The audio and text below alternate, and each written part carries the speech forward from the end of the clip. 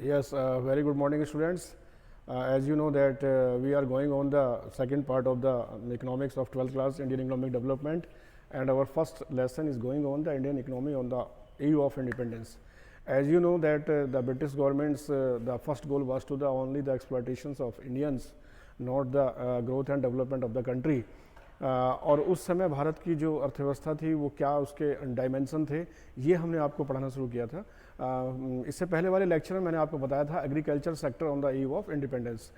कृषि का जो हमारा क्षेत्र था वो कैसा था उस समय जब भारत स्वतंत्रता भारत को मिली। आज हम इसका दूसरा एस्पेक्ट के ऊपर बात कर रहे हैं, वो है हमारा industrial sector on the eve of independence. जो औद्योगिक क्षेत्र था उसकी क्या कंडीशन थी स्वतंत्रता के समय। देखिए ये बात मैंने आपको बताई है कि British governments do not wants to be growth and development of the country, but they want to be the exploitations all the resources which are available in the country, and they want to be to import all the resources to their country. So this is the final goal of the British government.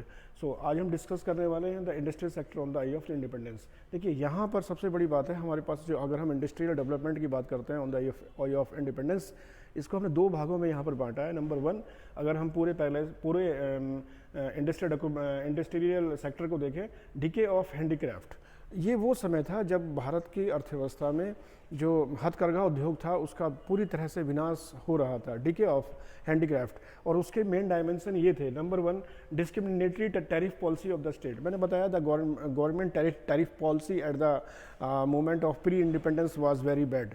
They only want to be assemble the taxes for their country. They have not any issue regarding the growth and development of the country.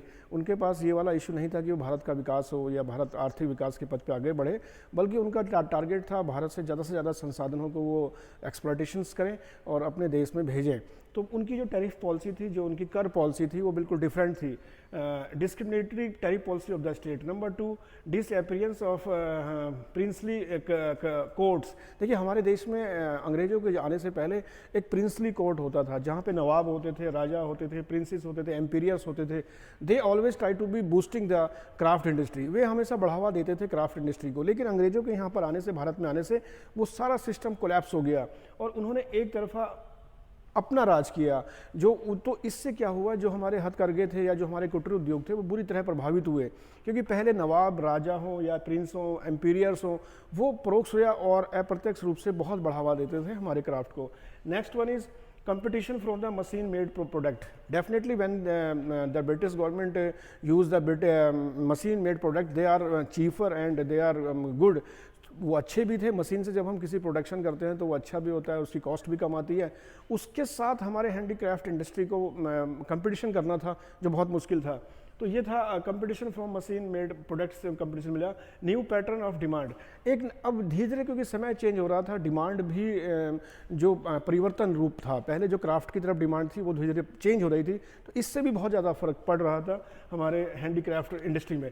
Next one is introduction of railway in India. अब ये इसका देखिए aspect negative भी है और positive भी है।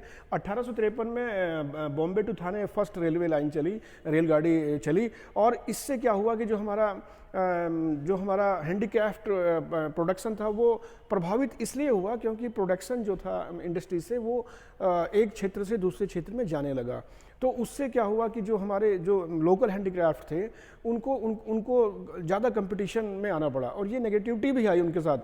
देखिए ये मैंने आपको बताया इसमें डिके ऑफ हैंडीक्राफ्ट, हमारे देश में जो हथकरघा उद्योग था उसका किसी तरह से विनाश हुआ। अब देखिए यहाँ पे दूसरा इसका एस्पेक्ट है growth of modern industry, bleak growth of modern industry. जो मॉडर्न इंडस्ट्री थी जो उसका किस तरह से हमारे देश में विकास हुआ। देखिए some industry were establish by the private enterprises. Tata iron and steel company was establish in 1907।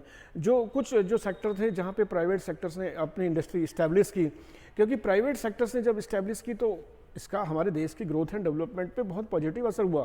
लेकिन फिर भी पर कैपिटल इनकम और की बात जहाँ तक हम करें तो लोगों की आर्थिक स्थिति में बहुत ज़्यादा परिवर्तन नहीं आया। इसके बाद देखिए स्टेट पार्टिसिपेशन वाज लिमिटेड।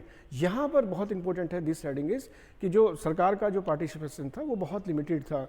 सरकार किसी भी तरह से इंडस्ट्री को बढ़ावा देने के लिए कुछ कदम नहीं उठाना चाह रही थी ब्रिटिश सरकार। हम बात कर रहे हैं सरकार का यहाँ पे मतलब ब्रिटिश गवर्नमेंट से है।